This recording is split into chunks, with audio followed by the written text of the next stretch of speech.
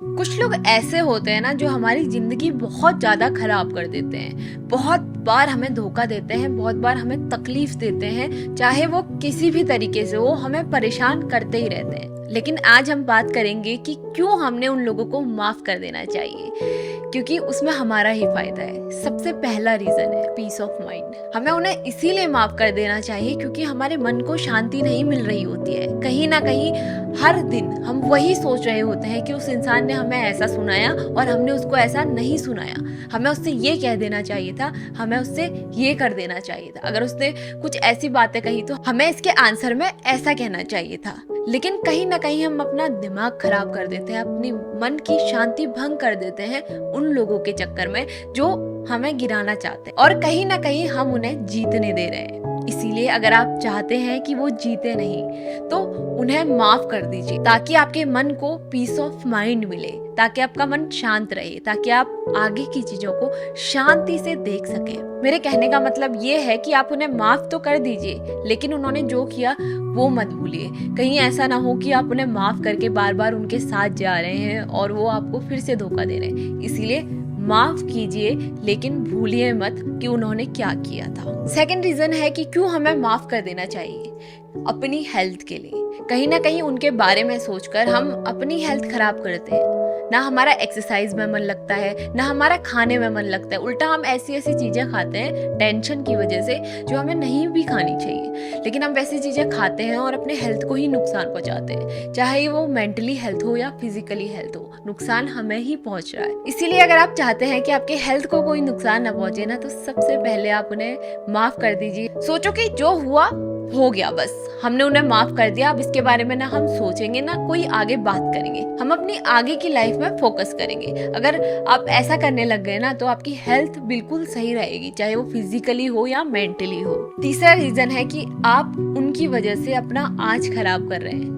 ये बिल्कुल सही बात है कि उनके बारे में सोच सोच कर आप अपना आज खराब कर रहे हैं। अगर आप उनके बारे में नहीं सोचते तो हो सकता है कि और बेहतर काम कर रहे होते, लेकिन जब आप उनके बारे में सोचते ही रहते हैं ना, तो आप अपने उस काम को नहीं कर रहे जो आपको आगे लेके जा सकता है, या आप जिस चीज में बहुत आगे तक जा सकते थे। इसीलिए अगर आप शांति चाहते हैं, अगर आप चाहते हैं कि आप लाइफ में आगे बढ़े, तो उन्हें माफ कीजिए और उस बात को वहीं खत्म कर कर अपने आज में ध्यान दीजिए कि आपने आज क्या क्या करना है। चौथी चीज है रिलेशनशिप। कई बार जिससे हमारा झगड़ा होता है वो हमारे रिलेशन में ही होता है, और जब हम उनके बारे में सोचते हैं और या हम उनसे बात करना छोड़ देते हैं तो हमारे रिलेशन कहीं ना कहीं खराब हो रहे होते हैं। और कहीं ना कहीं हम ये सोच रहे होते हैं कि हमने उसके लिए ये सब किया, कितनी सारी चीजें की, और उसने मेरे साथ ऐसा किया।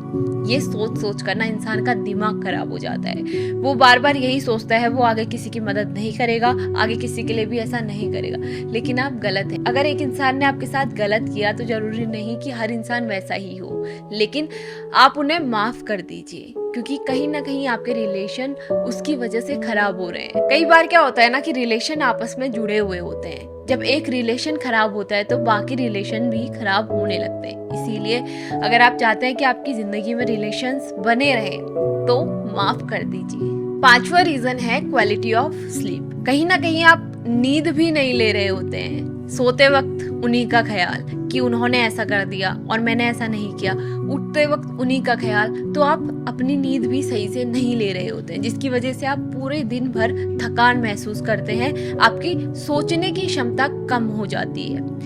इसीलिए अगर आप चाहते हैं कि आप अच्छी नींद ले पाएं, अगर आप चाहते हैं कि आप दिन भर एक्टिव रहें, भूल जाइए कि आपकी किसी के साथ बहस हुई थी, और चाहे उसने कितने ही बुरे शब्द आपसे गए हों, आप उन्हें माफ कर दीजिए, क्योंकि माफ करने वाला हमेशा बड़ा होता है। और कहीं ना कहीं अगर आप माफ कर देंगे तो इसमें आपका ही फायदा है, क्योंकि आपकी तबीयत खराब नहीं होगी, आप अच्छी तरीके से नींद ले पाएंगे और दिन भर एक्टिव रहेंगे। जो भी आप काम कर रहे हैं अपना मन लगाकर काम करेंगे, चाहे आप पढ़ाई कर रहे हैं या आप कोई भी काम कर रहे हैं, तो मन लगाकर आप अपना काम कर पाएंगे।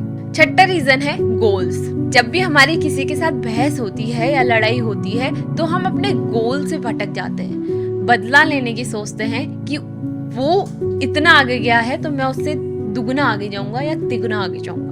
बस इसी जाल में हम फंसते रहते हैं। लेकिन कहीं ना कहीं हो सकता है कि आप बहुत आगे जाने वाले होंगे, लेकिन आप सोच के ही इतना रखते हैं कि मैं उससे बस दुगना आगे जाऊंगा या उससे बस तिगुना आगे जाऊंगा। कहीं ना कहीं ये चीज हमें पीछे खींचती है। इसीलिए माफ कर दीजिए, कोई बात नहीं, वो जितना भी आगे जाए आप अपना काम कीजिए और सबसे आगे जाइए। 7वां रीजन है प्रोस्पेक्टिव, चीजों को देखने का नजरिया।